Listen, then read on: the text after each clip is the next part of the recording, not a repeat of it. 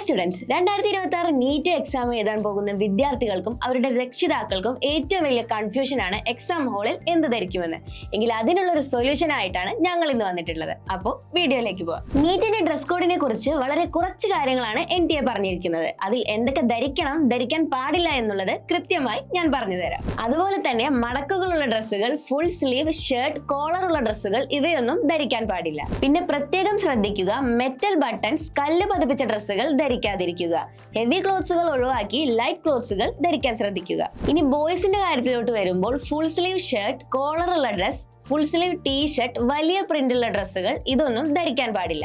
അതുപോലെ തന്നെ ജീൻസുകൾ, ഒരുപാട് പോക്കറ്റ് ഉള്ള പാൻസുകൾ, കാർഗോ പാൻസുകൾ ഇവയെല്ലാം ഒഴിവാക്കുക. കൂടാതെ ബെൽറ്റുകൾ ധരിക്കാതിരിക്കാൻ ശ്രദ്ധിക്കുക. മെറ്റൽ ബട്ടൺസ് ഇല്ലെന്നും ഉറപ്പുവരുത്തുക.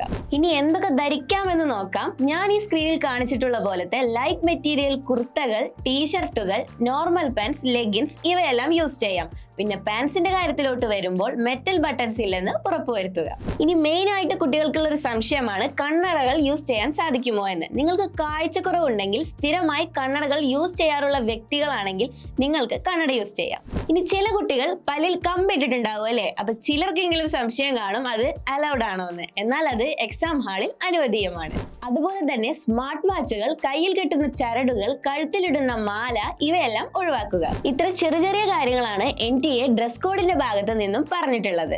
ഈ വീഡിയോയിലൂടെ നിങ്ങളുടെ എല്ലാ സംശയം മാറിയെന്ന് കരുതുന്നു. ഇനി നീറ്റ് എക്സാം ഹാളിൽ പോകുമ്പോൾ എന്തെല്ലാം ശ്രദ്ധിക്കണമെന്ന് നമുക്ക് അടുത്ത വീഡിയോയിൽ നോക്കാം. നീറ്റ് എക്സാം എഴുതുന്ന എല്ലാ വിദ്യാർത്ഥികൾക്കും ഓൾ ദി ബെസ്റ്റ്.